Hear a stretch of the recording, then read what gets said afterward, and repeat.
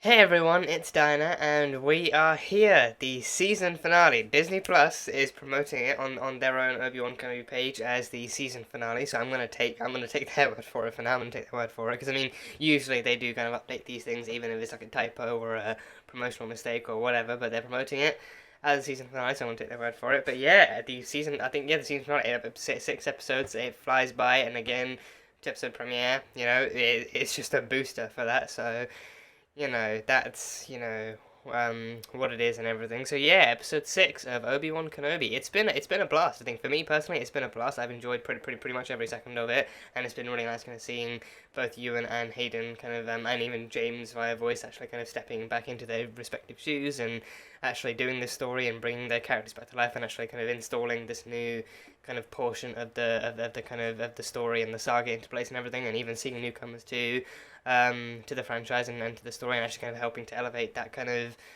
story and that kind of drama has been really fun. So I can't wait to see how it all ends here and how any kind of loose ends they leave that might leave it open for a season 2 or like a sequel of some kind, be it a series or a movie or whatever. I mean, it's more likely they'll do it as a series given how like exactly like how kind of open to creativity and how open to options kind of Disney Plus and all this kind of stuff leaves them. So either way, it'll be good to see if they actually do leave it open for continuation or whatnot, or what have you. So yeah, but yeah, last time we had a pretty hectic episode. Last time, pretty much just the kind of the people of the path actually struggling to hold back against Darth Vader and his impending forces of Stormy Doom, of his Stormtrooper Doom and everything. So yeah, I mean he didn't really come into the very end. He didn't come in until the very end. But then Reva actually took like a squadron of Stormtroopers and people with battering kind of rams and all that kind of stuff to actually kind of to break down the barriers and to kind of to actually kind of like to hold the fort and to break into their fort and everything. So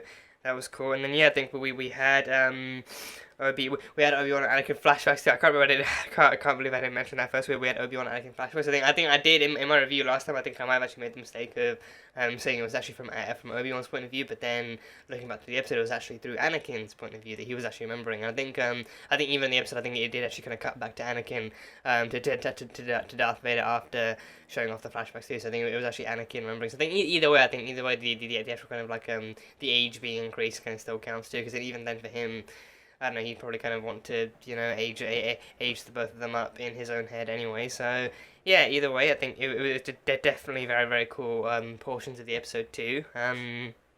Showing his training during the prequels, I think potentially between episode 2 and 3 as well. I mean, whether or not it takes place anytime during Clone Wars is a thing of it. So I mean, well, it's Order 66, so I'd say that kind of does have to happen like towards like the end. I mean, well, no, well, not Order 66, but I think it took place in the same place. I think the flashback that we saw in the very beginning of the season of the younglings and the Jedi actually kind of being kind of stormed out of their own kind of classroom and being attacked by the clones. I think it took place in that same kind of sparring kind of area, in that same kind of area of the Jedi Temple and everything. But then, other than that, it was still pretty kind of. I'm trusting there was still some space, and I think again his hair and everything indicated episode 2, so probably close to that. So.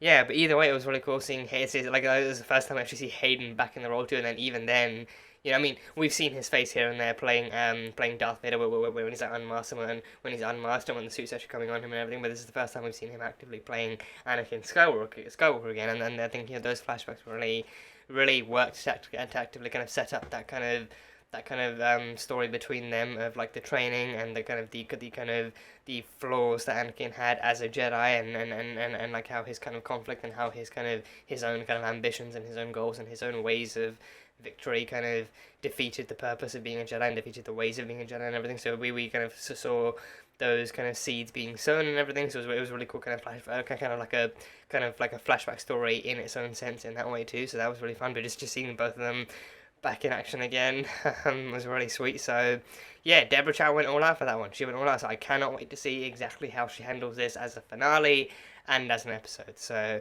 that's going to be really fun. So that'd be cool.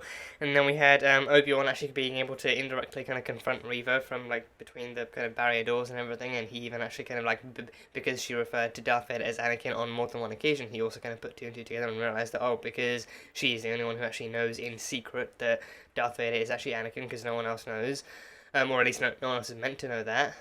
He kind of put two and two together and realized that she was actually a surviving youngling who survived his attacks too. And I think even then, like a separate flashback showed that even after having run away from their own Jedi Master's dead body, I think her and her youngling kind of classmates and everything were actually cornered by clones and Anakin, and the younglings themselves were exclusively slaughtered by Anakin too. So then she survived that in the most horrific way, in the most kind of art imitating life kind of way. So that was a horrifying story to have to uncover, but a part of the story no less. So yeah, so then in all those years she has been building her ranks and like actually working her way up to actually get close enough to Anakin to strike him in revenge and everything. But then he saw it coming from the very beginning. He knew. He even made it known that he knew from the very beginning that she was young, so I think he let her work her way up to what she thought was victory, and then he struck her down and even stabbed her too, and then he made the surprise reveal of the Grand Inquisitor having returned. So apparently, yeah, I think apparently if like a dark, I think maybe if like a Sith Lord or maybe even just like a dark side Force user incorporates the dark side of the Force like well enough, then they can actively literally use that to bring themselves back to life, or to even or even to actually to literally regenerate your kind of like thingy like any kind of wounds they have. So I think don't know if that's actually to, like if that's their version of force healing, or if that's like another like a thing like another thing of its own, or what. Because I think we've seen like light side force healing used to heal others, like Rey healing Ben, and even in the Mandalorian, Grogu using the force to actually heal Grief Karga too after he was bitten and stuff and he was infected. Like Grogu actually used the force to actually heal him. So I think maybe like the like force heal, like light side force healing might be like like that being used to help other people. It's actually used to heal them, and actually actively trying to save their life and everything. But then with the dark side, I feel like maybe then I've heard that like actually that I think even the Grand Inquisitor's line of like like a rage and revenge actually seemed to be pretty good like motivators at keeping you alive. So then he actively used anger and pain and that kind of stuff, and then like the dark side to actively bring himself back to life. So then yeah, so then I mean, then like I guess it pretty much means. I mean, again, lightsabers are not meant to be like, they're meant to be weapons of mass destruction, but at the same time, it's like I think maybe the message they're giving off there is that you like you can only like especially if you're like a force wielder you can only really like die from so much. And then like a lightsaber can do whatever damage it does, but then if you're a force user and if you're strong enough and you're salty enough, apparently, then you can definitely come back from certain things. So it kind of makes me question, like, what can actually, like if she had instead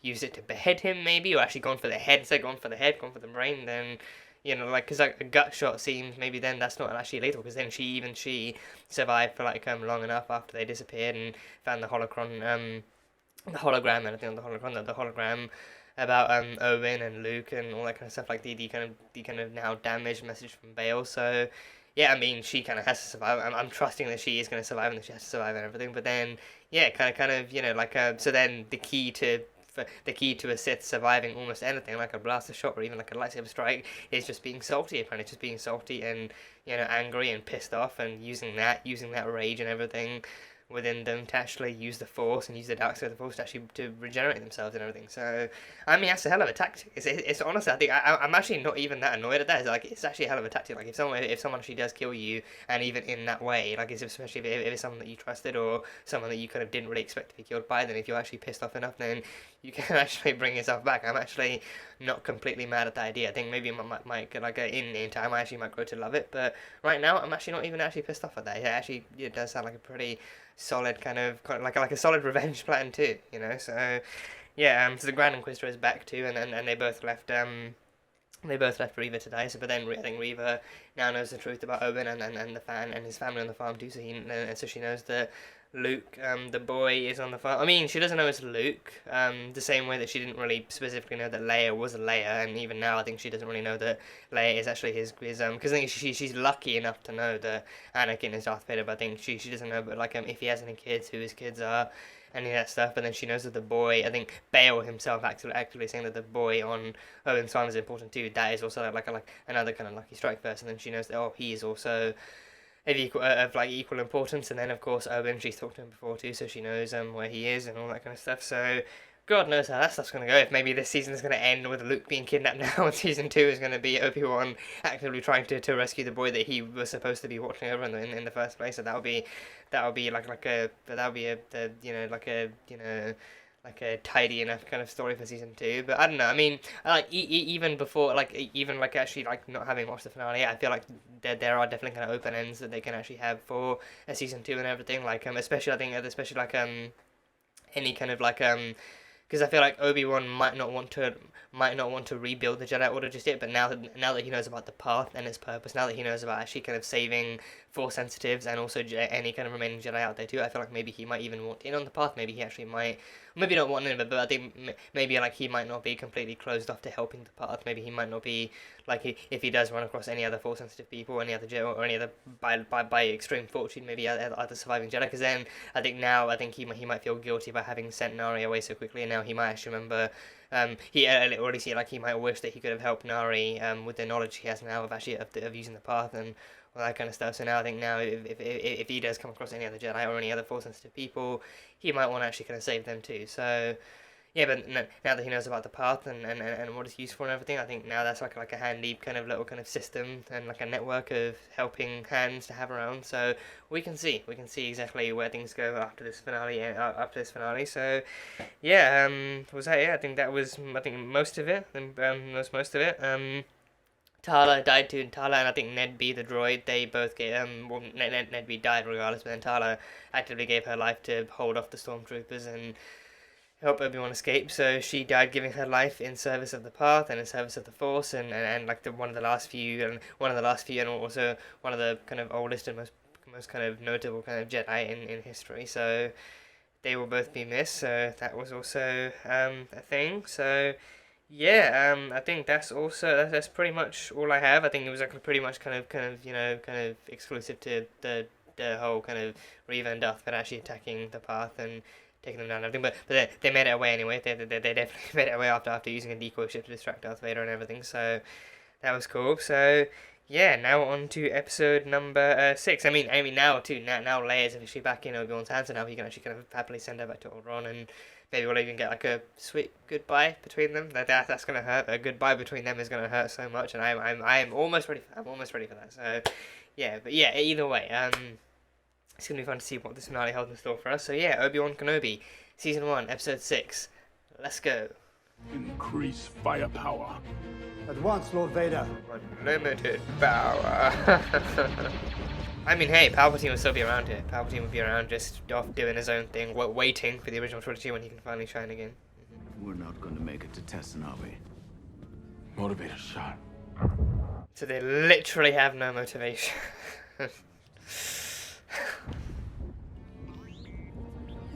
Oh, that's so sweet. We both knew this day might come. They have blasters. Best we get positioned now. Roken found it before we got out. Oh, a blaster holster from Tala. Well, I wasn't going to give you a blaster, Leia. You're 10 years old. But you'll give her a holster, so she can just put stuff in it. Yeah, keep Lola in it. Yeah.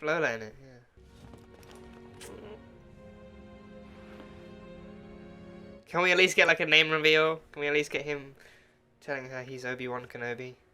People follow you. Don't stop. Just getting started. Follow Kenobi. At once, Lord Vader. Yeah.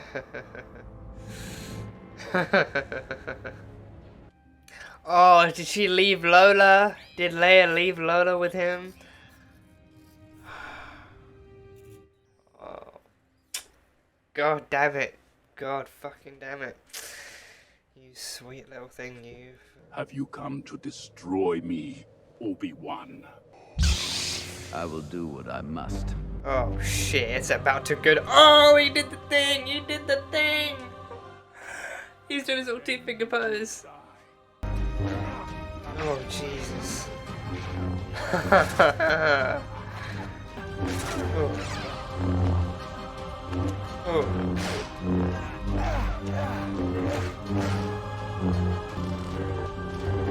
Oh, we did the this. Oh, gosh, all the right moves. All the right moves. Even starting off with the pose. Gosh. Oh, shit. Oh, how did you miss? Shouldn't even see you coming. How did you miss? Oh, gosh. Oh, even the music. Ah.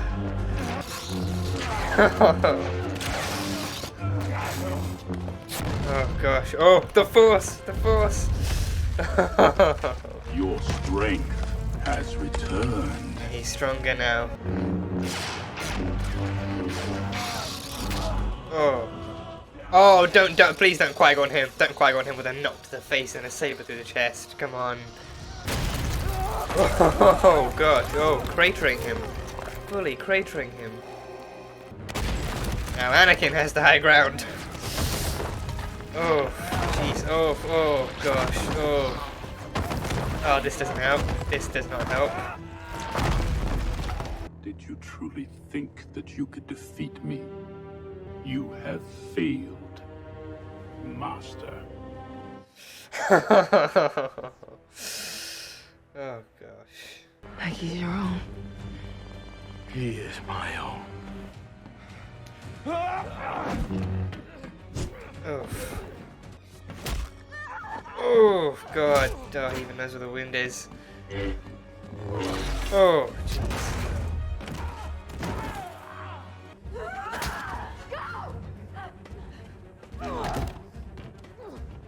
So what would she even really do with Luke then? Would she just take Luke to Vader or kill Luke? Maybe if she can't go for the father, then kill the offspring. Make the father pay for the make the son pay for the father's sins.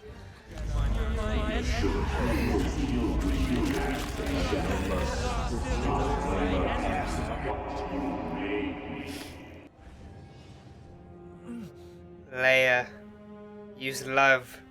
Use love. Remember what you're fighting for. There we go. There we go. Oh, he's back. He's back. Oh, even switching with the back. Oh, yeah. Oh, jeez. Oh. Oh. Whoa. What's pushing Darth Vader? Gosh.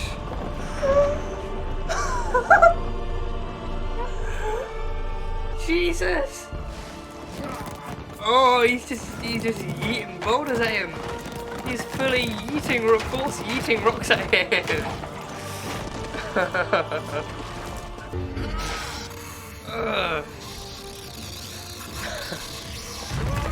Oh. Gosh.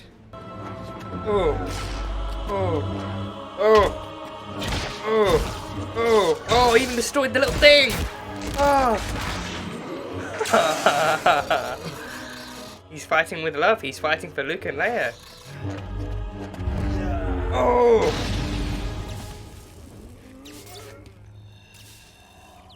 Oh. Anakin's face, is it under there? I mean, it's obviously under there, but we're gonna see it. Gonna see his eyes, his yellow Sith eyes. Oh my gosh. Oh. Anakin's gone. Oh, jeez. I am what remains.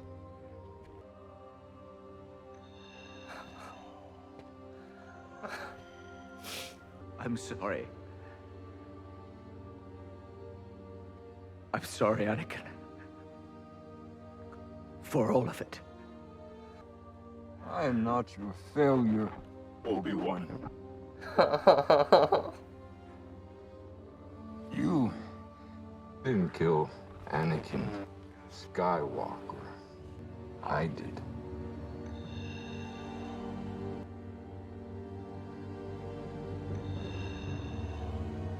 Oh. The same way, I will destroy you. Oh my gosh. Then my friend is truly dead. Goodbye,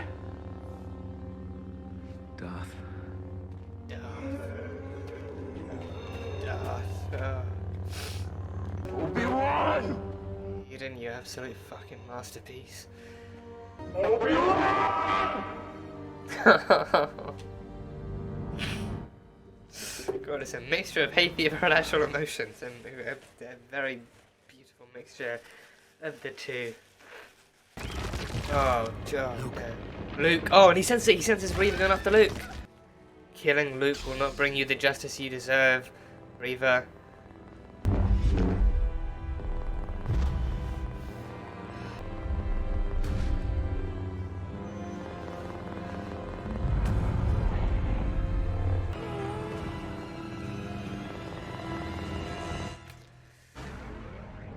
She can't bring herself to do it, because she's nothing like Anakin.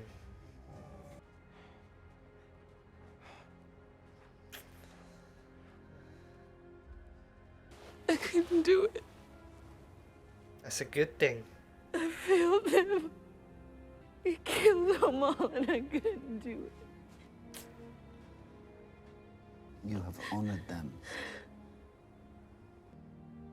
Have I become him? Who you become now. It is up to you. Let go of this past, this journey. We will destroy everything in our path until he is found. Palpatine! Seem agitated. I told you! Background, doing his own thing. He will Palpatine! not evade me again. Damn! If your past cannot be overcome, Kenobi means nothing. And what of your children? I serve only you, my master. Oh, the Imperial March. Yep, this is the birth of Darth Vader. This is the here and out fully Sith Darth Vader, all of it. Yeah. Ah, boots, skirt, buttons. Yeah, she's actually probably getting ready now. She's actually getting herself ready. No more pranks. That's a good development. Oh, even the buns, the classic space buns. Yeah, love the buns. Love the buns. Oh, she's even got the holster too. Yeah, she's even got the little pocket. Yeah, I mean, hey, it essentially is pretty much a pocket. She can just kind of keep Lola or something, you know. Yeah. Just exuding Leia energy right now. Just exuding Leia energy. If I'm going to do this, I'm going to want to change a few things. Then let's change things together. Great. No more annoying cousins. How about that? who No is more it annoying today? condescending More cousins cousins? are out. No cousins. Not exactly. Ben! He came back. He kept his promise.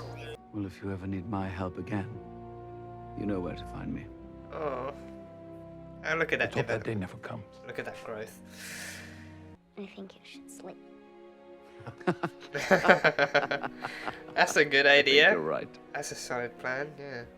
Princess Leia Organa, you are wise, discerning, kind-hearted.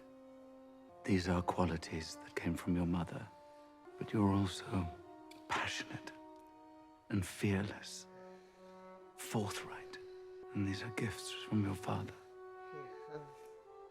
Both were exceptional people who bore an exceptional daughter. If you ever need help from a tired old man, Oh, she will. One But we day, must be very, yeah, careful. she will. no one must know, or it could endanger us both. Goodbye. Obi-Wan. She knows! Wait, how does she know? Do we know that she knows? Does she? Goodbye, princess. How does she? May the Was force it- be with you. Was that revealed already? I don't know. I'm lost. He doesn't even seem phased at that. Okay, either he told them off screen or she did. Or they did. But either way, she knows. Now she knows. Now she really does know. So that's what matters. That's what matters. Are those his old robes? They feel like they're his old robes. I can't tell though. Damn, leaving his cave. Is he just moving to another point on Tatooine? He's actually going like another adventure before he reaches a New Hope age. The only protection he needs now, Owen, is you and Beru. Take good care of him. You want to meet him?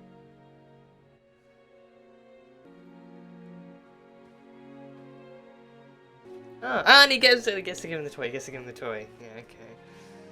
Oh, I thought he would really wait until A New Hope, but no. But then Luke is still aware of old Ben, even in that movie. So I guess it makes sense to meet him now, here and now. Hello there. Hello? He said it! He said it! He said it! He said it! Only in the Star Wars fandom can you be so pleasantly excited by two simple fucking words, by a simple greeting.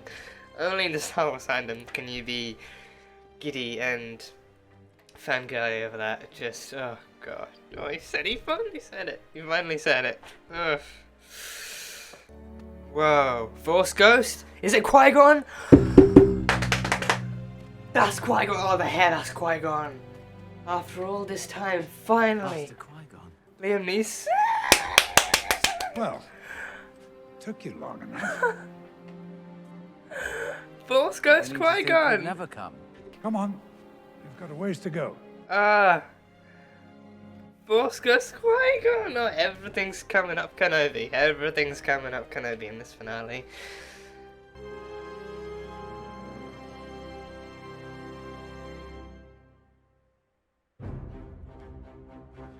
Thank you, Deborah Chow. Thank you for every single second of that. Thank you, Deborah Chow. Thank you, Ewan McGregor. Thank you, Moses Ingram. Thank you, Hayden Christensen. Thank you to everyone. But yeah, that just... Talk about a pitch-perfect finale. Talk about a pitch-freaking-perfect finale. Oof. Wow. So, yeah. That Kenobi finale, that finale in general, just like it, I mean, obviously it's the Kenobi finale, but yeah, that was spot on from start to finish. Every second of it was spot on. I can't honestly, I mean, this also might just be me thinking about it in the moment and me still being kind of somewhat fresh off the finale too. I'm sure down the line I'll probably think of something that I didn't like as much, or maybe it's something I thought could have been done better or something, but regardless, even with that, you know, even with flaws, you can still enjoy something, you can still like something, and you can still kind of, you know, like, notice flaws or realize flaws, but then still choose to enjoy it more than the flaws, or even more with the flaws. Is that the hair on my mouth? Oh, God. But yeah, but regardless, I think as of right now, I loved it. I loved every second of it. I genuinely can't think of anything else I actually didn't like about it. And again, it's like, you know, I think it's very easy. I think I even did kind of see these kinds of comments before the finale aired too, and I think I can definitely kind of see why some people might feel this way too. So the whole kind of like certain plot lines not really kind of meeting any kind of an end, or maybe so like certain things kind of feeling rushed or something. I think for me, that is why I think this show could do with the season 2, and I think even if they did a season 2, I think as long as it was actually still made by the same people and like directed by Deborah Chow and actually still kind of produced and just made by the same people, I think you know, like with like a similar kind of vision in mind too. I think like a season 2 for the show could definitely work to maybe clean up some other stuff, or maybe actually give Obi-Wan, like, I think because like this season has like focused so heavily on giving Obi-Wan like a much darker path, a much darker treatment. And I think, you know, like from the beginning, like it easily start off with him being such like a different kind of character to the one we recognize, and then by this finale, he's back to the actual bubbly and peaceful and more kind of fulfilled kind of Obi-Wan that we recognize again. Obviously, it's still very much changed, but still, like, personality-wise, I think he definitely kind of fought to return to be at least like even in some ways the man he once was and everything. I think that's kind of what's beautiful about this finale too. So I think definitely another season, but with that, could also definitely kind of stand to mean a lot more too. Because then otherwise it's like, oh, for this one show he's just depressed and anxious and PTSD ridden from start to finish. But then we don't get to see him being more joyful or more kind of enlightening or anything until A New Hope. But instead of that, we could actually have like at least one more season where he actually does fight for something with like a clearer path and a clearer destination in mind too, and he actually kind of does actually have something else to fight for next season too. So they could easily kind of do like a season 2 in that way. And I actually genuinely would love to see him actually kind of helping the people of the path to kind of restore the path again, like restoring like a new kind of route and everything for smuggling kind of force sensitives and like smuggling, even maybe actually kind of transforming it into a way for even non-force sensitives, because then there are definitely still kind of other kind of not non-Jedi, non-force sensitive people on the run from the Empire for various reasons.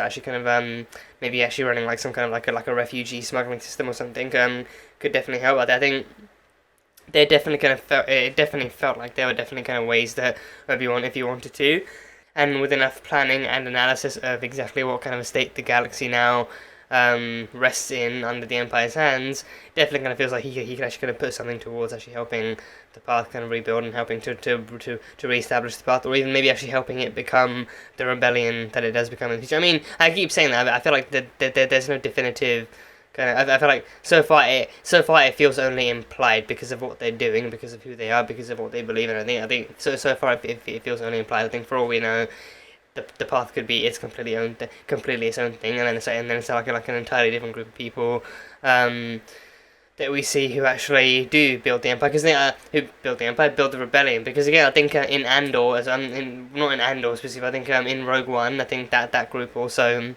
In Rogue One, we have an established rebellion. In Rogue One, we have like a pretty established rebellion with their own base and everything. And then even by the end of that movie, we have a young Leia again. So that movie pretty much kind of carries almost directly into A New Hope. That one is set pretty strongly, right before A New Hope. So with that one, at that point though, you already have like an established rebellion. So then, whether or not that group kind of spawned from the efforts of the path, or if they actually kind of if they or another group that heard about what the path was doing and then actually then offered to actually help rebuild the Jedi or rebuild what once was. We don't know, but I think maybe actually just even if it is like separate entities, then maybe actually connecting them, because again their beliefs, their cause, their hopes and dreams are essentially the same. So then the path and the rebellion could easily be connected. So then the path could easily be kind of like for fighting for their own kind of singular purpose of rescuing and rescuing and kind of like reaccommodating people throughout the galaxy in safety and in peace and everything. But then the rebellion could be the one actually fighting back. Because again, the path is not really made up of soldiers or fighters, and they don't actively know how to really fight back, besides from the blockade that Obi-Wan kind of helped them set up and everything. So then they could easily kind of help inspire the actual rebellion, like actually inspiring other fighters to kind of to team up and form up and fight back and everything. So there's a number of ways they could do it. I think Obi-Wan himself could actually be like a helping hand, like an actual former Jedi Knight who then slowly starts to believe in the cause again, and does his own kind of indirect thing. Like he mainly focuses on his own thing, focuses on being himself and focuses on his own journey. But then he absolutely will not know. I think at least now, like after seeing what he's seen and actually kind of seeing people willing to fight again and seeing people willing to believe again, I think slowly but surely he actually will reach that point where he actually can't, like he now cannot bring himself to say no to anyone who needs it. I think that might be one kind of minor gripe I kind of had with this episode too. Maybe like the fact that Obi-Wan never like fully addressed the fact that he could have actually helped Nari with the path. Like he could have at least used the path. Because again, he didn't know, but I think maybe like even like one line to Roken or something could have been good. Like a while ago, as maybe him a line from him about like a while ago, like some Jedi actually kind of came to him thinking Obi-Wan would have all the answers and everything, but then Nari really just needed like a safe place to lay low or to hide or something. So then he could have offered it to him if he knew the path. Like it could have been like an if I knew then what I know now, then Nari would still be alive kind of thing. Like that kind of, at least like a reference could have been good to see. That might be my one and only minor gripe for now. But even then, I feel like I don't know. I feel like maybe even then, like as long as the audience kind of makes that connection, then I feel like it's just it could be just as worthwhile. But yeah, I think again for the most part, now like given the kind of change that Obi-Wan has gone through as well, I feel like there's all the more space for them to do something more lighthearted, a bit more hopeful, and actually showcasing this new man that Obi-Wan has become before he once again resigns himself to the kind of Dune kind of seas or the areas of the Tuscans and everything. So Yeah, but again, I mean, it's up to them. But I think even looking at this, I feel like even they kind of do feel confident enough and actually kind of clear enough about where they would go with the season 2. Because again, I feel like maybe because I think you honestly can't help but wonder like if this is actually Disney's sole decision to do like a 6 episode season, or if it's actually like because then again, like a lot of filmmakers do can actually kind of feel kind of restricted by whatever studios tell them to do as well. Like studio interference can actually can oftentimes leave like filmmakers actually feeling restricted and limited with their resources. I think you can't. I personally at least can't like help but feel like maybe if given the opportunity to do 10 episodes, then maybe they might have just taken it. So I think that's actually it's one of the reasons I'm actually glad that Disney are actually allowing 10 episodes for the season with Andor as well. Actually, kind of like doing 10 episodes for Andor. I feel like that's them kind of maybe taking even taking fan response into consideration too, being like, oh, 6 episodes is too short, but there is more of like a sweet spot further down the numerical line that you can hit and still do a good story and still keep people occupied and still answer questions. And even in that time, you can still kind of introduce new things that you don't really answer until a season 2 if you want to green like that. So yeah, hopefully Andor kind of shows that more episodes in a season does like actually help pay off and does kind of keep people kind of like, or at least like more people kind of feeling somewhat more satisfied and everything. But still, I think with this season, or like they never really kind of disappointed me at any point with this season. I think it's pretty much just left me hoping for and feeling for a season 2. So I guess we'll see exactly what happens in that regard. But yeah, stuff was fun. So yeah. But yeah, Kenobi giving the people of the path the chance to escape too. I think it's definitely like a piece of the episode that really kind of pays off in like the most positive kind of light and the most badass kind of light later on in the episode. If you catch my drift, I'm hoping you do.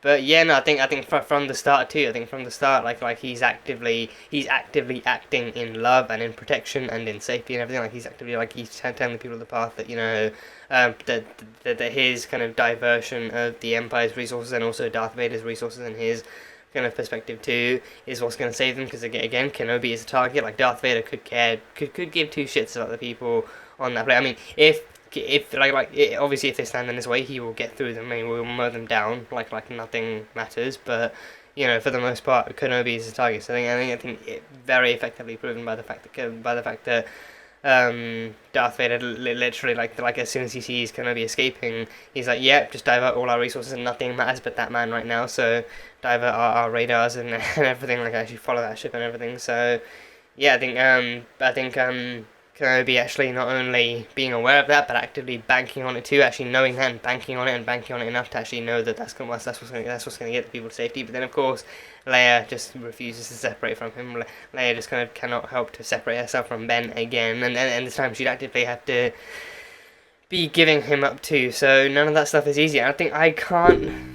I love what they've done with Obi-Wan and Leia in this episode, in this season as a whole. This season gave us one of the greatest dynamics that Star Wars as a whole has ever given us, I feel. Obi-Wan and Leia, because again, it's not a relationship that we actually see or hear much of in the movies. I think even in the movies, Obi-Wan doesn't make it past episode 4, and even in that movie, like him and Leia. Leia, I'm pretty sure Leia is the one who actually sends out that hologram that actually gets the story, kicks off the story and gets Luke on board and gets him to meet Han and all that kind of stuff. But then even once they're on the ship, I'm pretty sure Leia never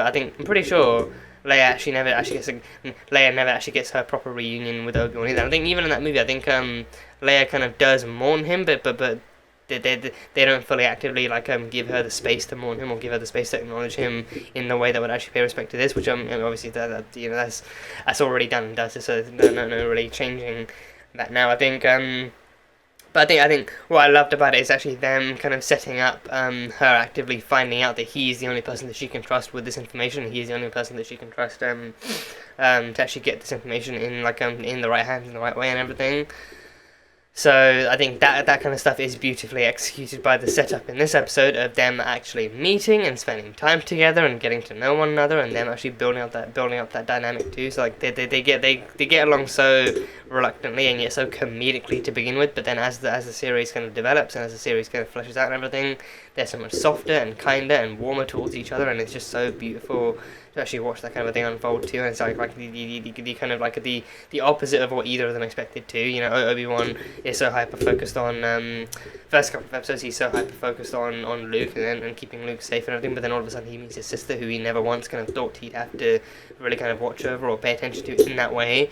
Not even out of disrespect, but as he made it his own personal mission to watch over Anakin's son, because then I think he felt that much closer of a personal responsibility and everything. So then here comes this girl who reminds him so much of her mother and everything, and then he's then constantly reminded of how much he actually loved her mother and how dear she was to him and everything. And now with Leia, she's like he just like has no kind of choice but to actually get attached to her and actually go to her and actually kind of see just how much of her mother is in her, and just how much of the future kind of lies in her hands too, and all that kind of stuff. And it's just so beautiful, so beautiful. So hats off to Ewan McGregor and Vivienne Lyra Blair, I believe her name is, for portraying these characters in such fluid and such human and such kind of, you know, just enjoyable kind of ways and everything. Like Ewan for stepping back into these shoes, and Lyra for actually, Vivienne for actually kind of bringing like a character that again the fan base actually knows and adores so much, and actually bring her to life in such like an early years kind of way and everything. Like again, like I think seeing a 10-year-old be that sassy is both hilarious and heartwarming at the same time, because again, you know that is exactly the Leia that we know and love and cherish and admire so much. And seeing her bring her to life in such an authentic kind of way, it's just like, you know then the future is definitely in safe hands. So they did a great job. They did a great job with the casting and the writing and everything for that. So just hats off. Just hats off. And at the end too, she did call him Obi-Wan. So again, I mean, I was hoping for a name reveal, but that is completely the opposite way in which I thought that would go. Because again, I think I don't know if I missed it or something. I mean, or maybe, I don't know, because then I definitely do not remember a time where he revealed it to her. Because then I feel like that would like him actively calling himself Obi-Wan in front of another person again. I feel like that would have to be a pretty big moment. I think I'd be incredibly stupid to miss it. So if I did miss it, then I'm probably just thick as shit, or just like really it just flew past my head or something. So I don't know, like either that, or I thought maybe like her parents would have told her, maybe off screen or something. But then that again, like an off screen reveal kind of also wouldn't really kind of work, at least not for me in the same way. But I think maybe the fact there is that she's actually calling him, she like for the first time in years, she is actively calling him Obi-Wan. I think because I think her parents did call him Obi-Wan from time to time as well. So I think that kind of name reference was there. But then he kept insisting that he's just Ben now. So he kept insisting to people who didn't know him before, that or even people who did, that he was just Ben now. So there was that. But no, I genuinely I was simultaneously kind of like taken aback and so in awe of the fact that she called him Obi-Wan. But then I was questioning, like, when the fuck did she find out his name was Obi-Wan? Like, when did this happen? So either way, she called him Obi-Wan. So now I think then that name knowledge is certified, and the canon of A New Hope is still forever cemented. So that's reassuring to know. But yeah, that happened. Mm-hmm. And yeah, I mean, even his little speech, from him to her about her mother and father too. I think I might have theorized it in like an earlier episode. That at least kind of hope to see that too. Like, especially because of how vague his answer for "Are you my real father?" was, and how vague his answer for like her history was too. But then no, this time I think he did go for like a slightly more indirect way of doing it too, but then still as lovely and as heartwarming as ever. Like, he actually outlining the different gifts that she got from her parents. I think like her mother was fierce and, you know, dedicated and headstrong. I mean, I'm gonna paraphrase. I'm gonna end up paraphrasing because I can't remember the exact adjectives he used, but still, her mother was fierce and dedicated and headstrong and loving and everything. That's what she got from him. And then her father was compassionate and, passionate and, just, cared about people and cared about the people in his life and everything. So I think those kinds of qualities, both emotional and, you know, kind of logical too, she got from her parents. She got from her parents who fought to protect the people, who fought to protect the galaxy they were in, and also fought to protect each other and the world and the galaxy and the people, yeah, close to them in their lives too. So yeah, I think that is as suitable as an explanation as any. That is suitable because then I think, because also I think, you know, I think obviously knowing who her parents were would be important, but then also knowing what they were and the fact that she the fact that they both would have actually loved her, and it's honestly just the cruelest kind of tragedy and the cruelest kind of twist in the history of the galaxy that they didn't have the opportunity to have her and her brother and actually raise them the way that they were meant to.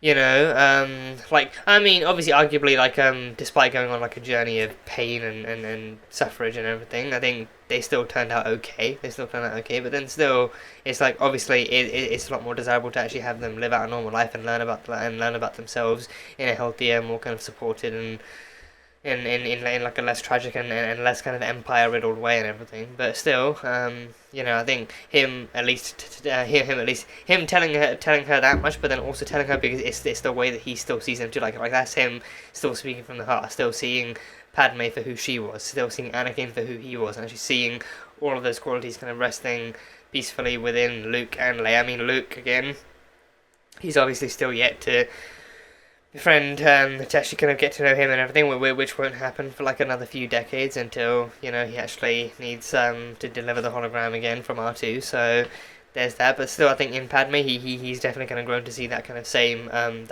those same qualities in her, and he sees how important they are, and just how much of like an actual product of her parents, and a very very kind of proud product of her parents. She is and everything. So that was beautiful. That was a really really good scene. So, and a really nice goodbye scene between them too. A really nice goodbye scene. So I think that goodbye alone kind of I feel like it definitely does kind of cement. Definitely does cement like the fact that he literally won't see her again until A New Hope, until the hologram, and then, you know, possibly like the briefest of reunions in A New Hope and everything. So I think that's sad to think about too, because then as soon as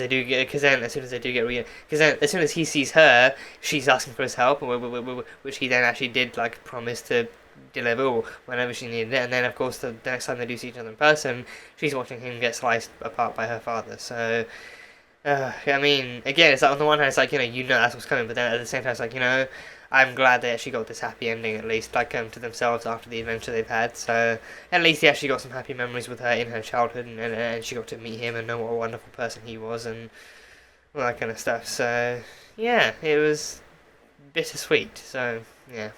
And speaking of stuff, I felt like we got to talk about Kenobi versus Vader. We have got to talk. That was a fucking round 2 if I ever saw one. Like, round 1 alone was, fun to watch and everything. But round 2 is just like, they're bringing their A game. They're both bringing their A game. And I think difference being with this one, with this round 2, Obi-Wan is actually fucking prepared. He's actively leading Darth Vader down to this planet, ready for a standoff while the Path people get to wherever they need to go and actually get to the place they need to go. And I think knowing that the Empire's attention is diverted and they have nothing, and then that much less to worry about and everything, but then he knows and he's fully prepared to face Vader now head on.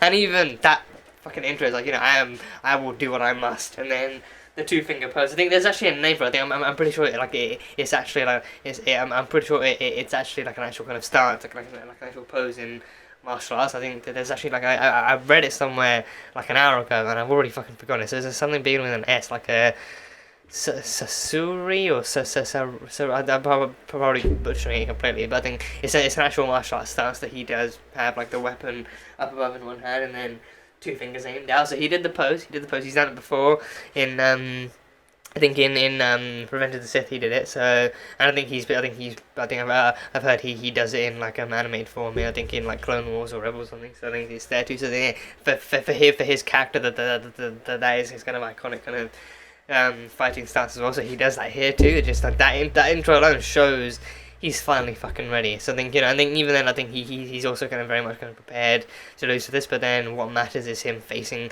I think what matters here, I think for him as well. I think obviously he doesn't actively want to die. But then I think the difference being that, like, right now he's also prepared for whatever the outcome might be. But then his main goal is facing Vader. His main goal, his main objective is, like, he's pushing himself to face Vader. He's pushing himself to finally face Anakin, to face whatever Anakin has become, whatever is there that is left of Anakin and everything. So I think that makes that fight kind of all the more just kind of heart-pounding to watch. And even their moves too, they're both fighting. I think they're both fighting so much harder in their own ways too. Like Anakin, like Darth Vader being lethally, and then Obi-Wan being like defensively and actually trying to block and deflect and all that kind of stuff, just the choreography. And I think I'm pretty sure that they used a few of their moves from training too, from the actual training flashback. So I think I'm pretty sure like there's like a back-to-back spin hit thing that they used that was from there. And I think even some of the actual hand spins that they had going on, like lightsaber hand spins and lightsaber choreography, will always be top tier kind of fight choreography. But then with this one,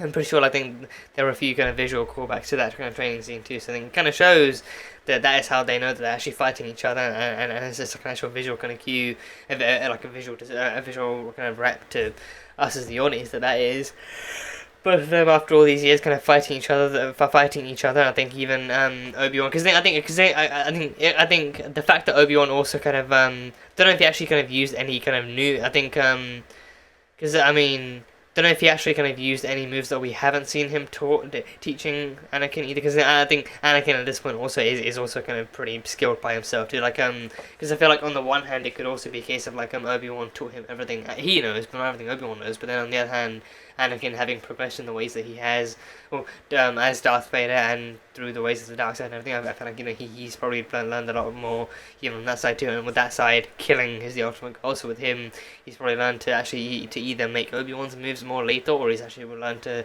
create to blend in his own moves to make him more lethal. So either way, that fight just fucking like a almost like a death battle thing written all over and everything. So there's that. But yeah, even them using like the Force too, the Force usage in that scene fucking blew my mind. It blew my mind and put it back together again and blew it all away again. So yeah, the Force usage, the Force, I think even like one of like Vader's kind of signature moves in this being like to actually fight with the lightsaber, but then actually block the other lightsaber with the Force and push it back and all that kind of stuff. But then even like this one scene, and within reason, of course, with good reason, this one scene having Obi-Wan actually fighting Vader with more kind of fluidity and fluency with the Force and the saber all at once in this one scene too, showing like how far he's come to be able to actually kind of delve back into those tactics and delve back into those methods and those movements again, with little to no fault as well. So shows how far he's come that he's actually willing to pick that stuff back up again, actually kind of use it and use it after all these years too. Not even actually having to tap into the Force with that much kind of struggle, but him actively using it to just fucking like he was just fully yeeting, just bombarding him with rocks and everything. That was just the whole thing. Like that scene too of like him getting crushed in the rubble, like him Anakin finally going to the high ground. I think that had to be like a very deliberate scene choice too. Like him actively cratering Obi-Wan and then burying him on the rubble, but then him also actually actively having the high ground at that point too. Like that had to, like, given how petty and dramatic that Darth Vader himself can be, I feel like that had to be deliberate. That had to be absolutely deliberate. Like he deliberately needed to actually kind of quake up the ground and then crumble underneath him and have Obi-Wan sink into the pit and the crater and everything, and then be like, oh, who's got the high ground now, bitch? So yeah, so that was a good one.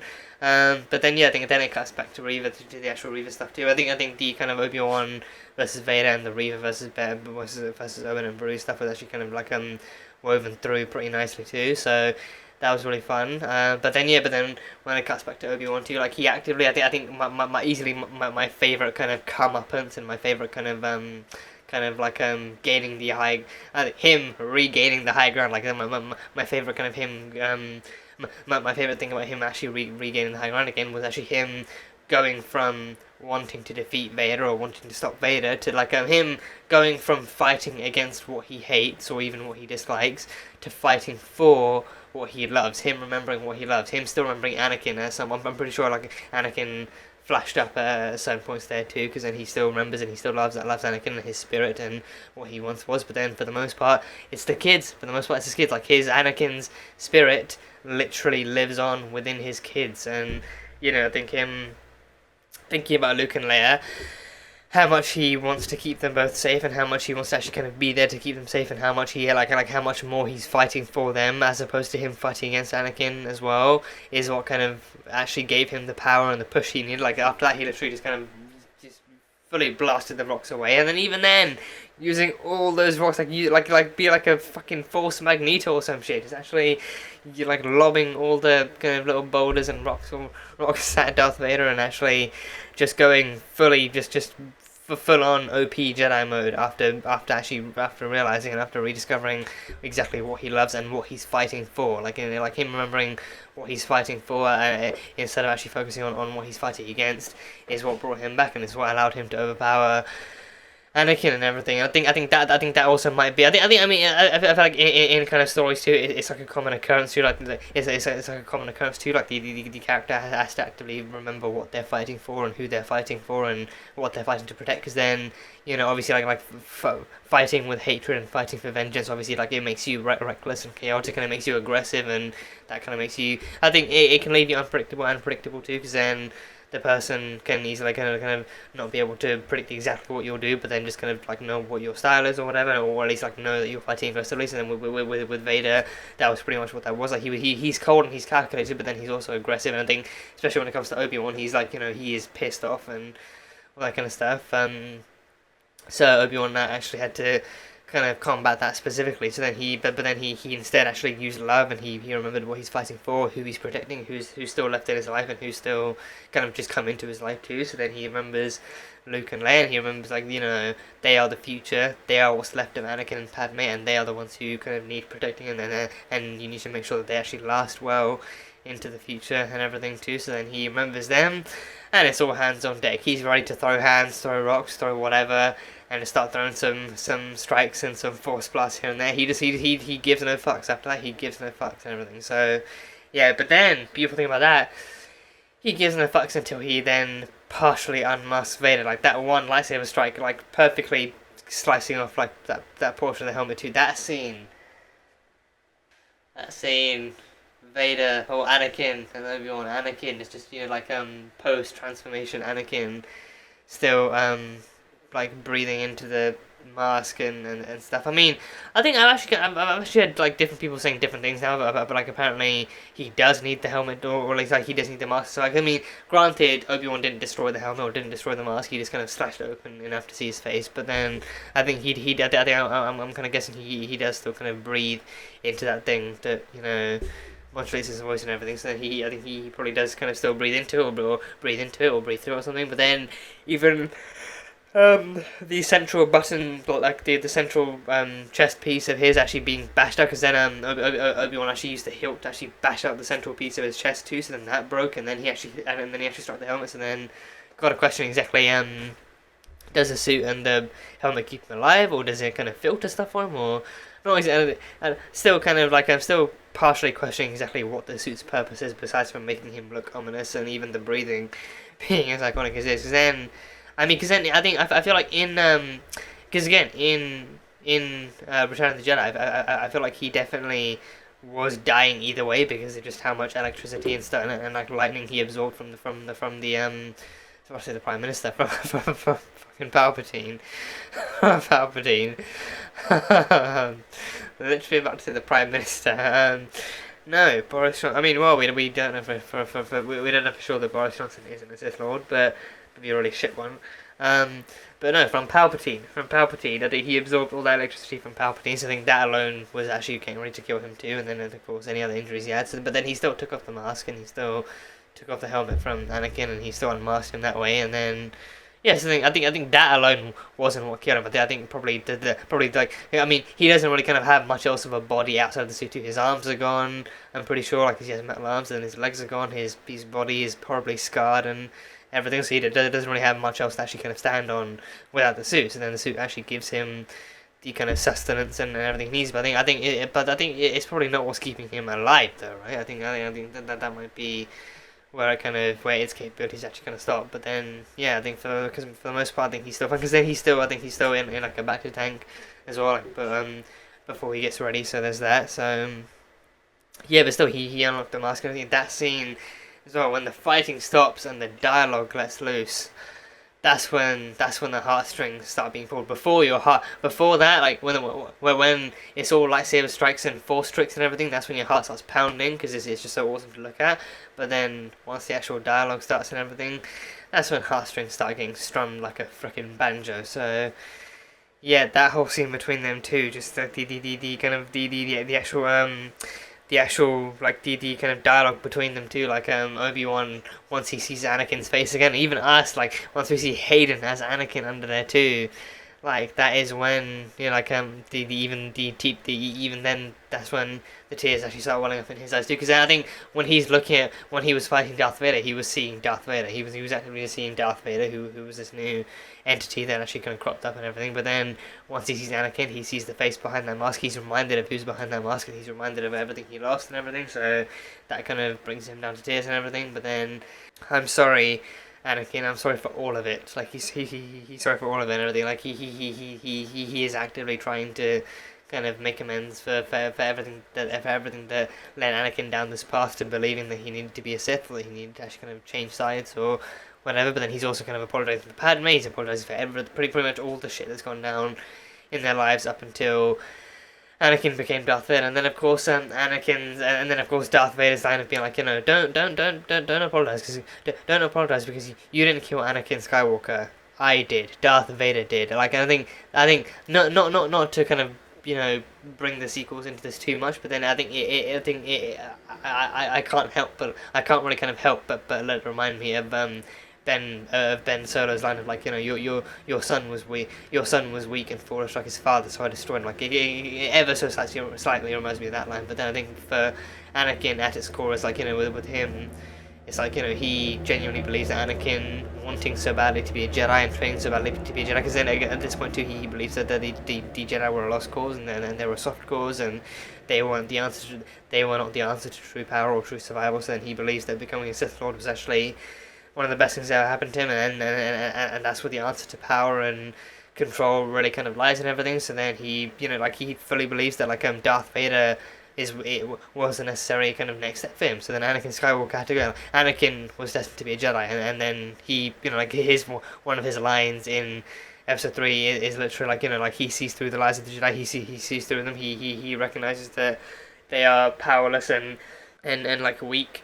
deep down too. So then because of that he respects the Sith even more. So then becoming the Sith Lord Darth Vader was the answer to his problems, but then it just gave him more problems in the end. But now he's like he fully believes that now nothing can give him problems anymore, because then he will just kind of eradicate it with his own tricks and everything. But then I think that line alone is even Darth Vader fully absolving himself of any connection or any kind of linkage to his past identity as Anakin Skywalker. And I think with that, it makes even more sense that he would actively fight to prevent anyone else from finding out who he used to be or who he was or anything. So then it makes more sense that he would actively kind of like he would let Reva get as far as she did, knowing that he still wouldn't let her win. That like only he would know that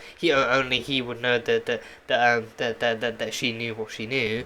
But then he could actually keep it controlled by actually kind of goading her along and letting her think she was winning and everything, because then obviously she would think that whatever she was doing was working. But then once she gets to where she wants to be, he still stops her and he still kind of actually kind of doubles back on her and actually kind of and then reveals the truth and everything. So yeah, Darth Vader is like 10 times trickier and 10 times more kind of sneaky than Anakin ever was. And Anakin was sought power to try and do good by the people in his life and everything, but then it didn't work out. And then in the end, I think he was led astray by the manipulations of Palpatine and the Sith and the dark side of the Force, and he let it consume him and everything. So, and until he became this. So that line from him alone is just so.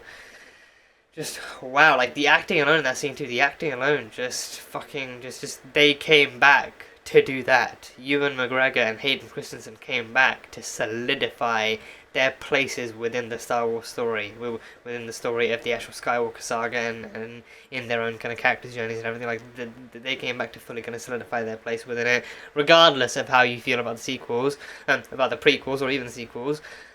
Ewan McGregor and Hayden Christensen belong in Star Wars. They are integral parts to this story, to this franchise. Without them, it's very likely it really would not be the same without them or without their characters. So they just came back to really prove that. They really came back to prove that. So yeah. I think as much as he definitely did kind of feel like Obi-Wan actually started him off in the ways of the Force and the saber and everything, I think he definitely still feels like a lot of what he kind of mistrusted about the council and mistrusted about the world, or distrusted about the world around him and everything, also partially comes from Obi-Wan too. So I think because of that, among a myriad of other reasons too. I think because of that, he definitely does kind of have an active kind of hatred for Obi-Wan in that sense too. So then that's why he's I'm gonna kill you just like I killed him too. So then that way at least he then believes that way he can fully absolve himself of Anakin's identity and Anakin's history too. Because then if there's even one person out there that knows the truth about Anakin and his history and everything, then that's Darth Vader's kind of integrity as a fully formed and like a fully fledged kind of Sith Lord being compromised and everything. So yeah.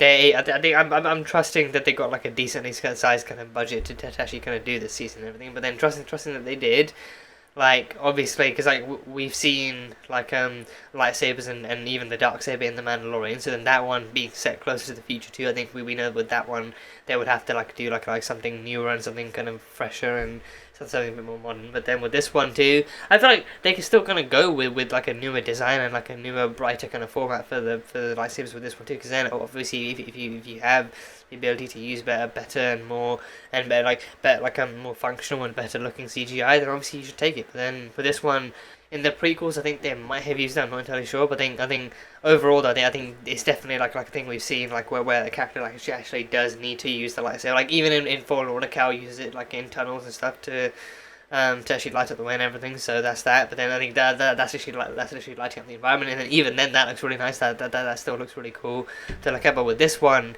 it's like when the lightsaber lights up and it literally lights up a character. Like with that one, the lighting in this scene.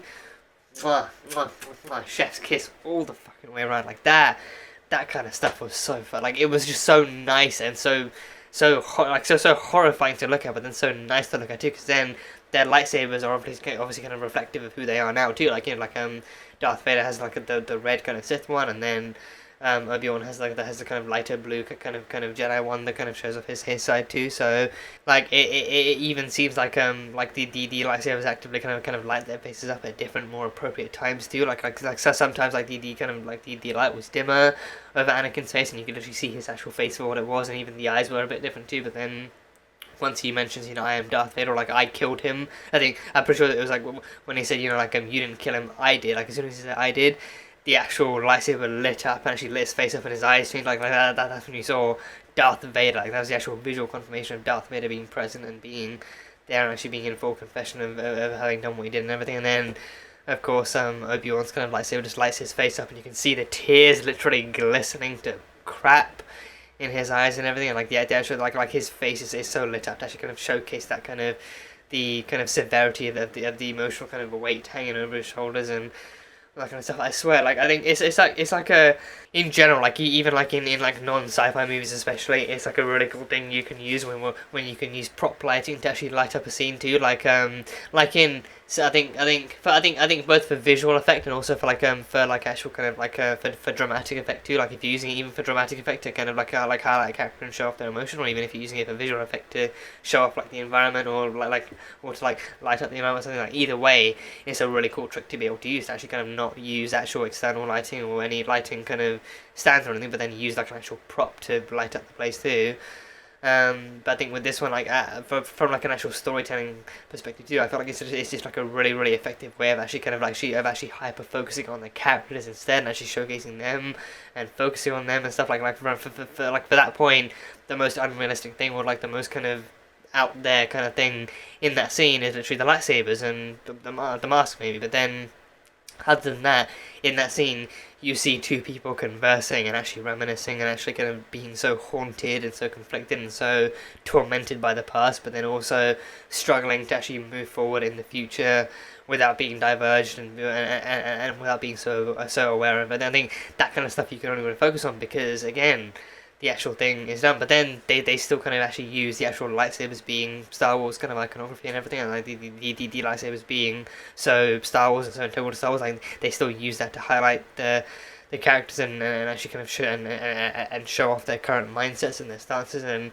exactly how and where they stand and everything. It's just so nice to look at. It's so nice to look at. It's just so well done, and it definitely kind of displays exactly the kind of gravity in that scene that you really want to display and the kind of dramatic effect that you want as well. So they just know what they're doing. Like Deborah Chow knew exactly what she wanted from that scene, and they all three of them, Deborah Chow, Ewan McGregor, Hayden Christensen, like they all delivered. So yeah, I love I love Star Wars. I absolutely love Star Wars with all my heart and soul. So yeah, and I'm pretty sure. I'm actually pretty sure that's a line from one of the movies too. I can't remember if it's I can't remember like which era it's from, but I'm pretty sure. I mean,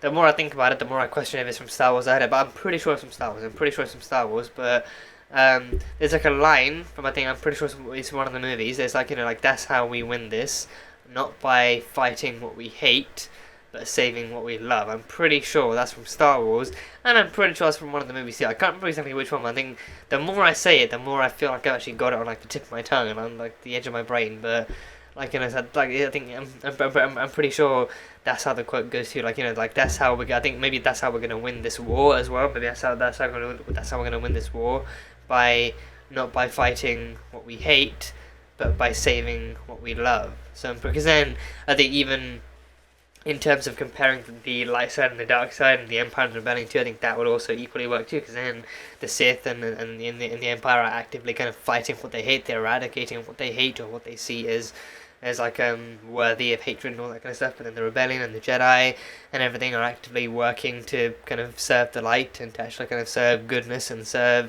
hope and peace and everything, and actually saving what they love, saving people that they love, saving the world, saving the galaxy and everything. So I think I think that is pretty much what Obi-Wan's kind of mindset in that fight against Vader actually shifts to as well. Like he goes from fighting what he hates what Anakin has become, he detests it, he still like it's such a disappointment to him in different ways and everything, but then he moves from fighting what he hates to then remembering what he loves and saving what he loves, and actually thinking about saving what he loves, and then that instantly gives him the actual boost that he needs to do what needs to be done. So just it works so well. I think I might actually Google that quote and see where that's from. I'm like 80% sure it's from Star Wars. I just need to figure out if it actually is from Star Wars, and then also figure out if it's from like an actual if it's from one of the movies. Is it from Rogue One? I don't know. I feel like it could be from Rogue One. I feel like there's like a passing shot, and especially because I think it wasn't too long ago that I actually did also do my rewatch of Rogue One too. So I feel like it could be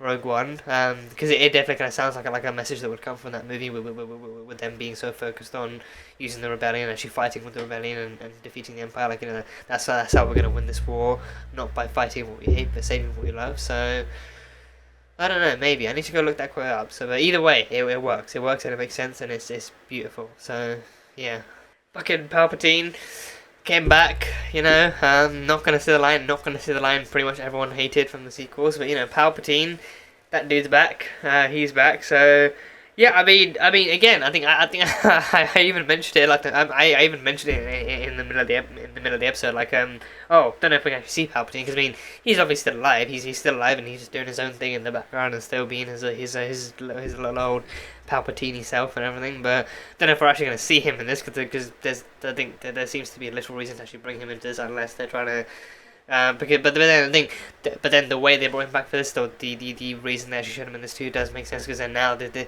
is then now Vader actively kind of Palpatine questioning Vader's kind of emotional integrity and his logical integrity and his integrity as like an actual Sith Lord and everything, and be like, if your past cannot be overcome, then maybe we need to rethink a few things. But then Vader's like, no, don't worry, nothing matters now but the Empire and its efforts to overtake the galaxy, and our efforts as Sith Lords to do our thing and everything. So I think from that point on, like, that is him not only wanting to impress and maintain loyalty and trust and trust within his own master and everything, but then also like him then fully absolving himself of any kind of connection or any kind of mercy towards someone like Obi-Wan. So yeah, but Palpatine, he's back. So that was still cool. That was actually cool coming to see. Because then because obviously like the shot that actually starts off from the back and you see the back of the cloak. So I thought, oh, a cloaked and hooded figure. Is that who I think it is? Is that going to be who I think it is? And then of course it cuts back to Vader, and then it cuts back to the hologram, and then it's like, oh yeah, it's Palpatine. And then of course you see Ian McDiarmid's kind of face. Again with his wrinkled, lightning-powered face and his Sithy eyes and the hood and everything. So yeah, good to see that they brought him back too, so that was a fun little cameo. That was very fun. And of course we know that his past definitely cannot be overcome, especially once he actually meets his son and his daughter. I mean, well, his son anyway. Again, even Vader never gets like a chance. I mean, Vader gets a chance with Leia, but then did he ever actually sense Leia was his daughter in A New Hope? Because then he like the movie literally opens up with her being captured by the Imperials and then brought forth to Tarkin and Vader as well. But then, you know, even then, it's, I think I'm pretty sure Vader was there. I think I'm like vaguely kind of certain that I vaguely remember Vader and Leia kind of having that connection, having that kind of meeting. But I think he definitely kind of didn't really kind of sense anything in her that would indicate that she was his daughter. So then I don't know. I mean, either he knew and he didn't say, or I think he didn't really kind of know until later on, and then he still didn't say. I mean, no, but in Return of the Jedi, as he was dying, he did say, "Tell your sister you were right to tell your sister too." So then he does eventually come to the realization and the discovery that he has a daughter too, and that she is the sister of Luke and everything. So that he still doesn't get to meet her, and then he still doesn't get to meet her in that way. But then he still does find out that he has a daughter and everything. So then, God knows exactly how those last thoughts would have gone. Like, oh, I hope she's like Padme. But no, I think I'm trusting, because I mean his final moments alone were pretty kind of isolated between him and Luke and everything, and then of course him telling Luke that you were right, there is still some good left in me, and I'm glad I was able to use it to save your life and everything. But then I think deep down maybe he also could have even been having subconscious thoughts about hoping that Leia grew up to be as fierce and as determined as Padme was, and actually hoping that Leia could have grown up to be something that Padme and him would be proud of and everything. So hopefully, but yeah, I mean, thanks to the original trilogy, we know that the past can't be overcome, because then once his kids come to the picture, Vader is conflicted as all hell, and he's conflicted, but then he's also determined to show that he's actually unsavable and irredeemable until Luke comes along and insists that nope, you can be saved and you can be redeemed, and I'm going to do it right here, right now. So yeah, and that wasn't the only Master meeting the Apprentice cameo we had. Force Qui-Gon! Force Ghost Qui-Gon Jinn! So they literally did bring Liam Neeson back and gave him the little kind of beard and the long hair and everything. So Force Ghost Qui-Gon, that was a sight to behold and everything. So that being the ending, was really good. So him finally showing up and being like, oh, wow, it took you long enough to finally bring me back and fully connect to me in Force Ghost form. You know, I've been waiting... Not like I've been waiting the entire season for you to finally reach me and have the strength within the Force to connect to me and everything, because, you know, Force Wi-Fi is a pile of shit sometimes, so there's that. But no, it was actually fun to see him back, and fun to actually, to actually see him be able to kind of establish connection with Obi-Wan and be like, you know, come, we have a lot to talk about. So then, hopefully from that point onwards, they're gonna have some enlightening conversations about Anakin. I mean, truth be told, I feel like we could definitely trust that Qui-Gon will not blame Obi-Wan for what happened. I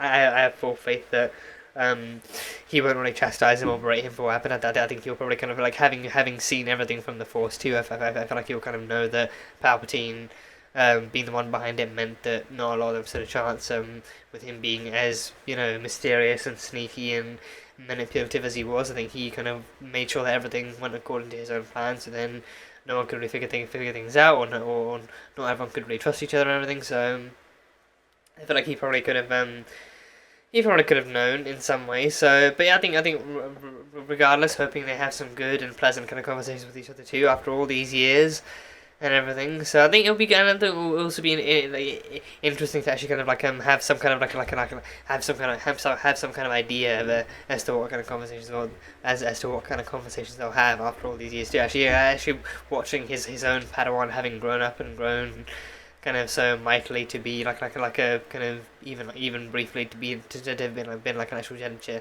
have been like a fully like a dinged kind of Jedi Knight as well. So hopefully their time goes well. The other drama that was happening in the episode 2, we had Reva hunting Luke, and that, I feel like the more that went on, the more I felt like I knew, or at least I had some idea where that was going, and it ended up like pretty much exactly as I would have expected it to. Again, this being set for the OTs, only so much they can do, only so many ways they can go and everything before things come back to an end. And I think I wouldn't even say like even if that is predictable, I wouldn't even say that's predictable in a bad way, because then they can still use predictable kind of routes to actually showcase kind of other kind of themes and other kind of in this case the kind of completion of character arcs in that sense too. So the fact that they actually kind of did it still doesn't kind of change what happens, but then it also kind of doesn't really kind of take away from what's happening in the moment right now either. So I think it actually kind of still worked out well. And even seeing kind of Reva versus Ben, Reva versus Owen and Beru as well too. Like that was that was a really kind of like a hot-headed and very very heated kind of fight too. I think even the key for me being Reva not even actually trying to kill Owen and Beru either. I think because like that was one of the hints that she wouldn't even go forth to kill Luke either, because then I think obviously she wouldn't go forth to kill Luke, but then I think one of the kind of starting hints being the fact that she was actually kind of fighting so non-lethally against Owen and Beru. Like Owen and Beru came at her fully charged with like blasters and shit, and she was just kind of like barely kind of dodging them and deflecting them and actually blocking them with the saber. And actually I can't even remember if she actually used the Force in that scene to maybe like knock them over or to actually knock some stuff onto them or something. But then even then it's like she still did lightsaber strikes and everything, but then I think she only really kind of used lightsaber strikes to actually like when Owen had like a weapon in his hands, then she used lightsaber strike because then he could actually defend and stuff. So then she was literally in that case actually fighting as non-lethally as possible, because then it all led up to the fact that she didn't really want to kill anyone. She wanted to actually vent and get more of her vengeance out. Because then even then, when Owen asked her what she wanted to, I think Owen or Beru asked her what she wanted, and she said justice. Because then at the end, I think after having been realized by Vader, I think she realized that her vengeance plan had gone to shit. So then she needed to get justice by going after one of his kids. So then I think in Luke's case, it would definitely be like an actual sins of the father paid for by the son kind of thing too. So then, knowing then that the kids are actually special, and then even actually I think maybe even Theo, I think making like some kind of a connection that the kids are not only special, but then that they're also like the actual kids of Anakin too. So then actually finding out that, then seeing that Luke would very well be the kind of offspring to Reva as well, kind of shows that even then at that moment, like the justice for her would not just be taking out Luke, but then it would be like that kind of a vengeance for her in terms of like an eye for an eye in terms of family too, because then Anakin took her family away from her in like during Order 66, and then now she has a chance to actually take away his family from him without him even knowing like what happened too, because then again he doesn't know about Luke, he doesn't know that he has kids at all. So then she essentially just be going even further to kill like an innocent kid without the actual kind of target of her vengeance actually knowing about it. But then obviously like then the moment she actually does step out into the desert to kill him, she sees her like youngling her in his place. She's then reminded of exactly what she saw and how she felt when Anakin came into the temple to kill her and the younglings and everything. So then she actively can't help but even see herself as him in that situation too, actually killing a defenseless child and killing an innocent child, no less. So then everything she does from that point on, she then manages to identify with the hatred and the actual pain and the actual darkness that lay within Anakin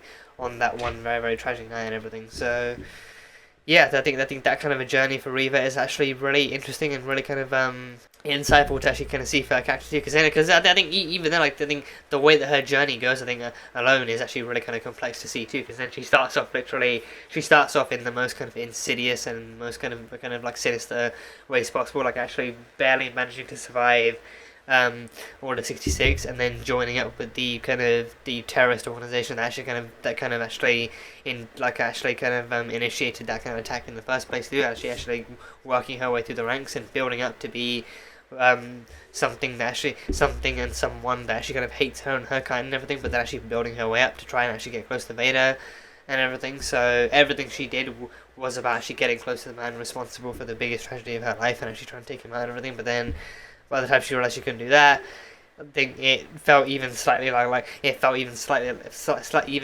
like all hope could have been lost. But then she managed to fight back at the last minute and actually gets around to actually kind of maybe actually going further down his family line, going further down his family tree, and actually seeing if she can make some kind of effect that way. But then even then she can't do that, because then that would make her evil. That would make her evil, and it would make her a cold-blooded murderer just like him. And that is something that she is not, and that is something she can't ever bring herself to be, because it's wrong and everything. So not to say that she, I mean, not to say that she definitely didn't kill people as an Inquisitor, or that she didn't really kind of help them kill people as well. But I think maybe then for that one, I think she definitely saw being an Inquisitor as like a means to an end too, because then she thought, okay, like all this could and would be worth it if she can just get close to Vader and end him once and for all. And of course, fully underestimating Vader's ability to actually detect her coming from up far and everything. So yeah, but then even then, when that plan failed, she decided to hit Vader in like a place that it would hurt, without even knowing that he just wouldn't know if that was like an actual kind of viable plan or anything. So yeah.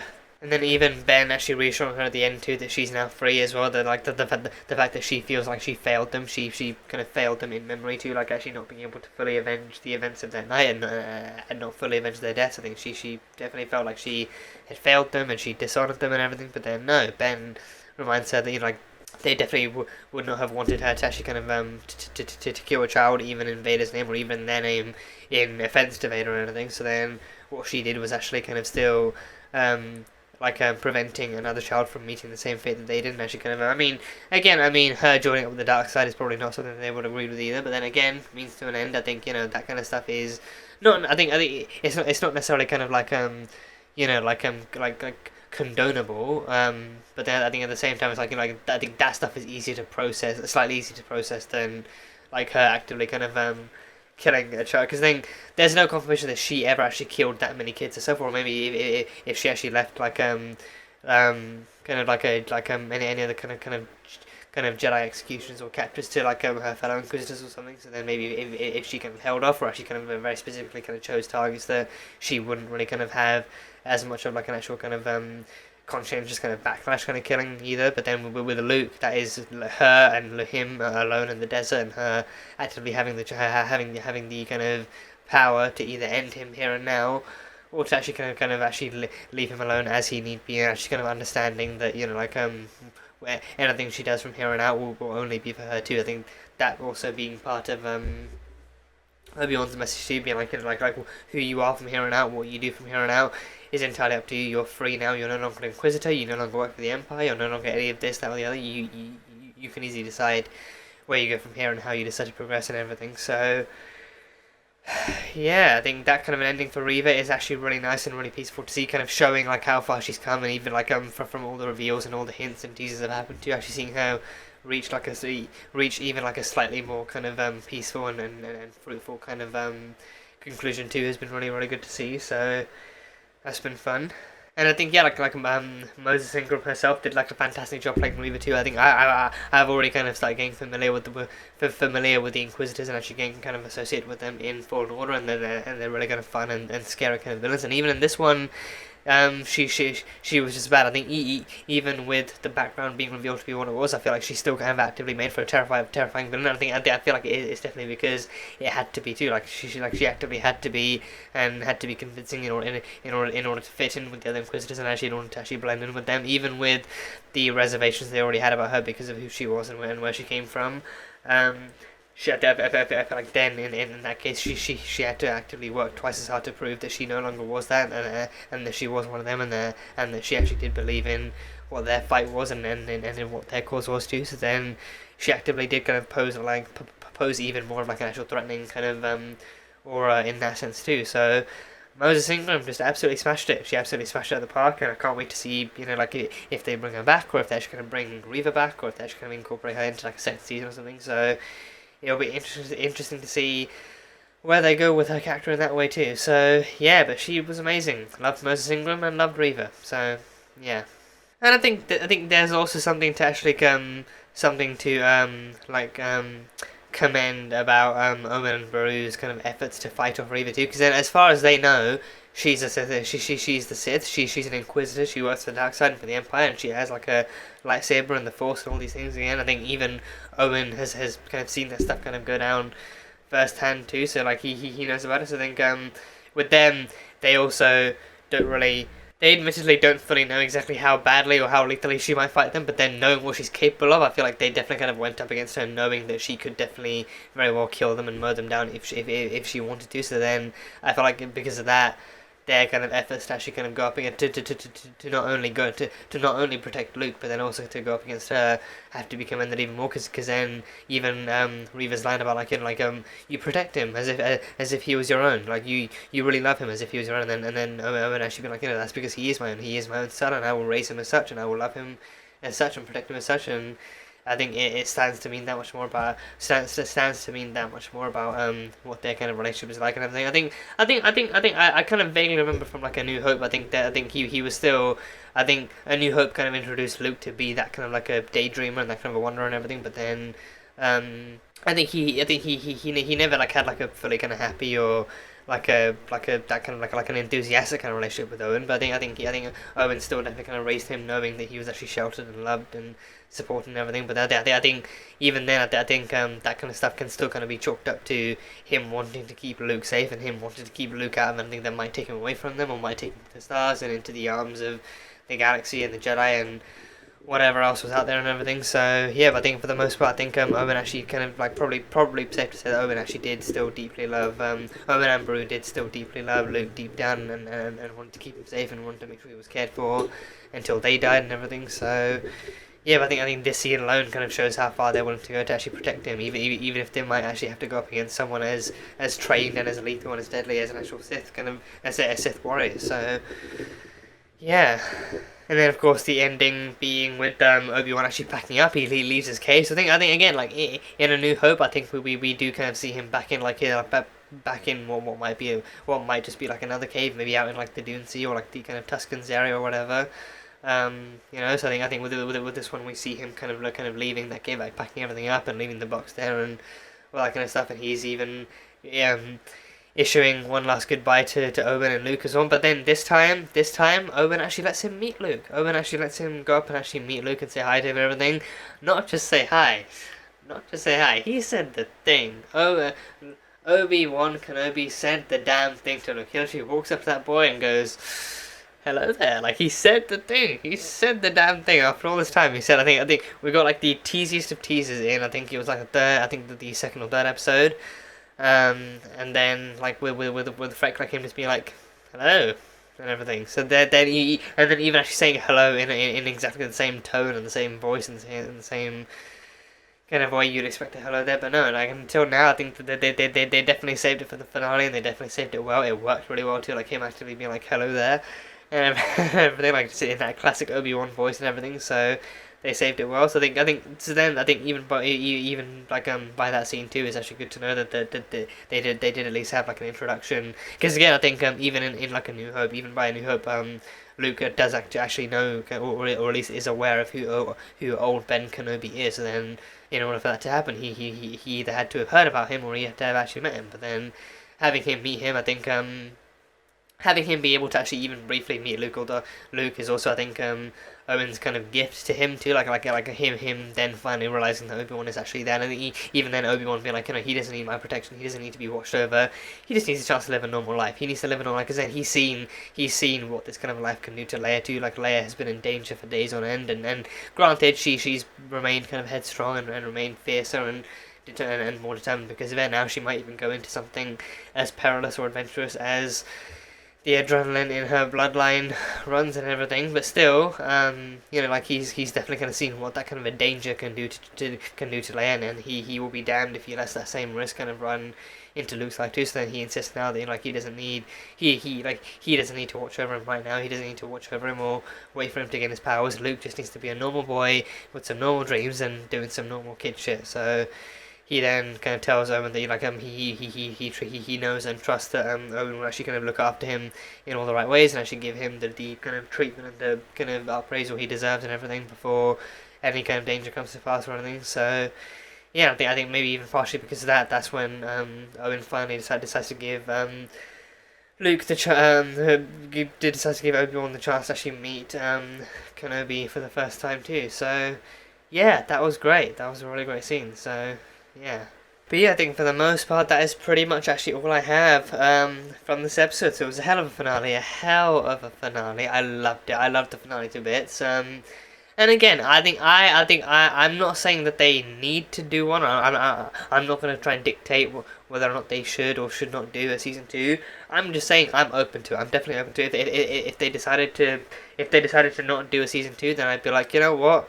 I mean, I wish we could see more of Kenobi deep down, but you know what? If they want to leave the story here and just going to be here as it is, then I guess it kind of leaves your mind open to what more could be in the future as well. But then, if they do decide to do a season 2, to maybe just add like a few more tidbits here and there. I mean, if it's just like a 2 season, I feel like the perfect run for this might be 2 seasons, just to actually kind of like flesh out a bit more of the side stuff that they had in this one too. Like maybe actually give Reva a new path and allow her to kind of explore some new stuff and find who she is and find who she was again, re-embellish the path, actually restore the path, and actually show that kind of stuff actually working in full thing, and maybe even connect it to the first steps of the rebellion too. So have that kind of thing going on.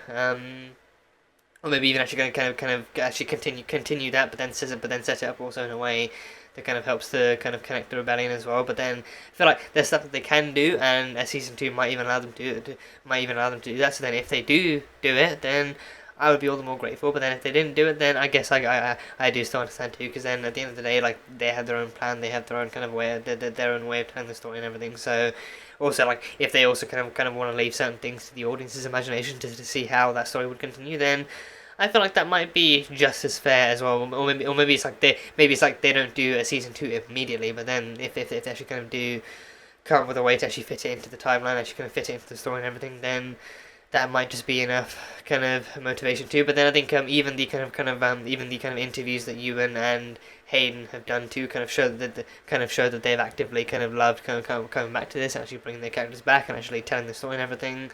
And I do sincerely, from the bottom of my heart, hope that Moses Ingram, despite the kind of hatred and stuff that she's faced with, which isn't really new to this fandom for its own reasons, but I think I'm hoping that despite all the kind of shit that she's had to deal with ever since joining the franchise, I'm really hoping that it hasn't fully deterred her from actually ever kind of being a part of like the show or being a part of like a future story again. I'm hoping that she actually does still feel the same kind of happiness and joy of being casted and being called back for like another role or like another appearance in like a separate project or something. So I'm hoping she kind of feels happy and comfortable enough to come back and do a thing again. I would absolutely love to see her back in this and stuff. So yeah, but either way, I think, you know, like the way that the season rolled on, like undeniably 6 episodes kind of does force them to pack like a whole lot in and doesn't give them the full opportunity to actually flesh things out the way they would want to. But I feel like for the story they told, it was still enjoyable. It still definitely kind of could have easily kind of had its own flaws that even flaws that I think are flaws might not come to my mind until later on. But even then, I feel like, you know, you definitely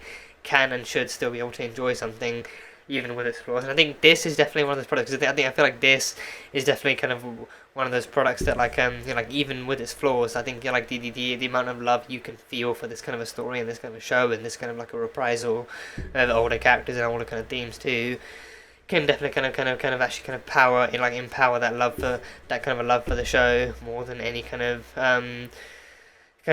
over focus on its flaws. So I'm just, you know, just hoping that they kind of keep that stuff in mind when they kind of actually go forward with the decision on doing a season 2 or not. So yeah, I've loved it. I have loved this from start to finish, and I will be getting into other stuff and future Star Wars stuff as soon as possible and as soon as I can, and also as soon as they're released too. So cannot wait. Andor, definitely excited for that. Definitely gonna be checking that out. So we'll be reacting to every episode of that when that comes out too. So that'll be fun.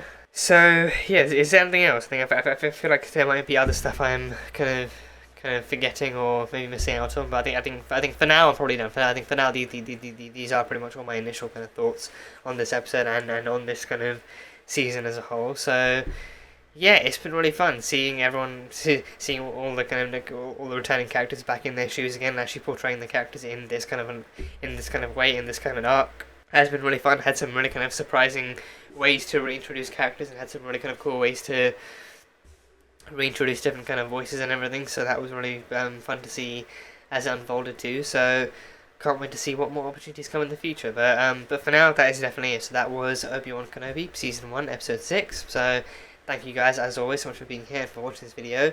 If you guys enjoyed it, then feel free to leave a like and comment on what you thought of the episode and what you think is coming up in the future of this show, or even in the future of Star Wars, and how you felt about the season, if you want a Season 2, and what you hope to see from Season 2 and all that jazz. Full-length reaction for those interested will be over on Patreon, so you can go check that out over there. So yeah, that is pretty much it for now. So until next time, bye bye for now.